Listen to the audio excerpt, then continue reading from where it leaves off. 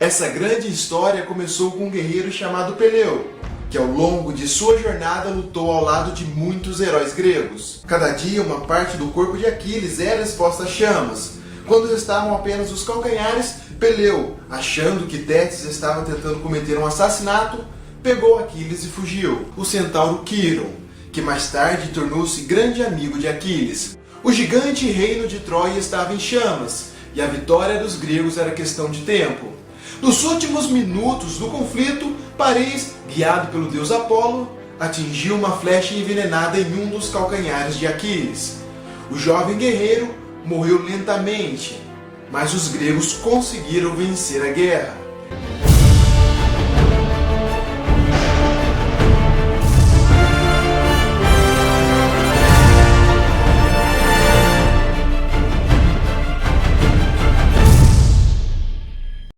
Certa vez, um homem chamado Minos rezou e implorou ao deus dos mares para tornar-se rei de uma cidade chamada Creta. Poseidon atendeu ao pedido, mas em troca pediu que Minos sacrificasse, em sua homenagem, um lindo e forte touro branco que surgiria do mar. Após tornar-se rei, Minos ficou encantado com a beleza exótica do animal que realmente surgiu do mar e resolveu sacrificar outro touro, achando que Poseidon não notaria a diferença.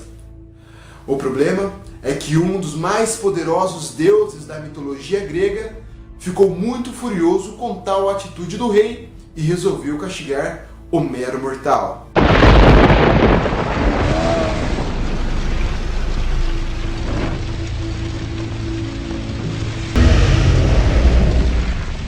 Enquanto Minos estava prestes a tornar-se rei e ser castigado, no outro lado da Grécia Antiga, Egeu, rei de Atenas, estava morando em uma ilha vivendo um intenso romance com uma mulher chamada Etra. Porém, Egeu teve que abandonar sua amada ainda grávida para voltar a governar. Mas antes de partir, o rei ateniense enterrou sua espada e seus trajes embaixo de uma gigante rocha e disse a Etra: "Quando meu filho tornar-se um homem, ele será digno e forte o suficiente para mover a gigante rocha e obter a minha espada. Quando isso finalmente acontecer, peça a ele para vir ao meu encontro." Quando o garoto nasceu, ele foi chamado de Teseu. O poderoso deus dos mares não tirou o trono de Minos, mas o castigou de uma forma muito mais cruel. Poseidon pediu a deusa Afrodite que fizesse com que a esposa de Minos, Pasífae, se apaixonasse pelo touro branco. Dessa união não natural nasceu Astério, um bebê com cabeça e rabo de touro e corpo de um mortal. Quando se tornou jovem, Astério foi apelidado de Minotauro. Com o tempo, Minotauro tornou-se incontrolável e violento. O rei Minos seguiu o conselho do oráculo de Delfos e ordenou que Dédalo, um dos mais famosos arquitetos da Grécia Antiga, construísse uma prisão para aprisionar o Minotauro. Dédalo então construiu um gigante labirinto dentro do próprio reino de Minos e lá aprisionou o Minotauro. Em um conflito armado, Androceu, príncipe de Creta, foi morto pelos atenienses. Em busca de vingança, o rei Minos imediatamente declarou guerra a Atenas. A guerra foi violenta o suficiente para causar a morte de milhares de soldados de ambas as cidades, mas a força do exército do rei Minos prevaleceu e Creta venceu. Após ser derrotada, Atenas teve que enviar 7 homens e 7 mulheres anualmente para serem devoradas pelo Minotauro. Teseu cresceu forte e seu espírito de herói surpreendia a todos. Quando finalmente tornou-se homem, conseguiu facilmente mover a gigante rocha e partiu em busca do seu pai em Atenas. Teseu foi aconselhado pelo seu avô a viajar através do oceano, pois era mais seguro. Porém, o jovem grego, querendo se destacar como um antigo herói chamado Hércules, preferiu viajar por terra e enfrentar todos os desafios.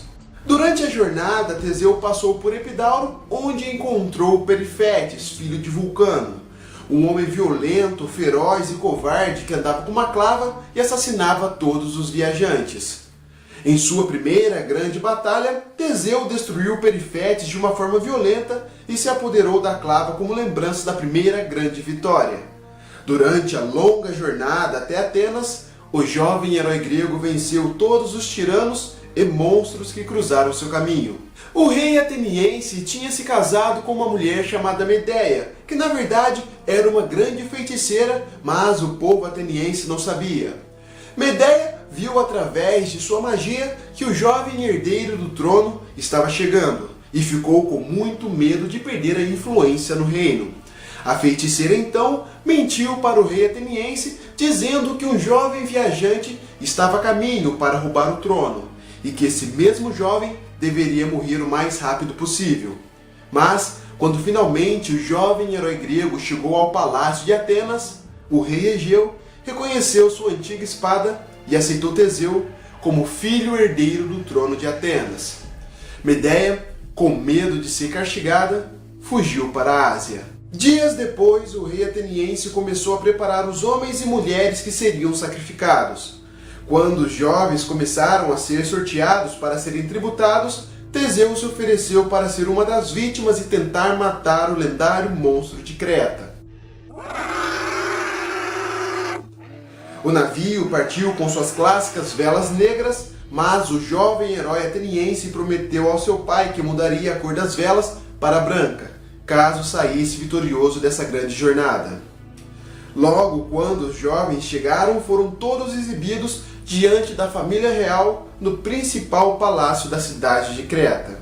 A linda princesa Ariadne também estava presente e quando viu Teseu ficou completamente apaixonada. A princesa então, escondida do rei Minos, deu uma espada e um novelo de linha a Teseu para que ele não se perdesse no gigante labirinto que o esperava.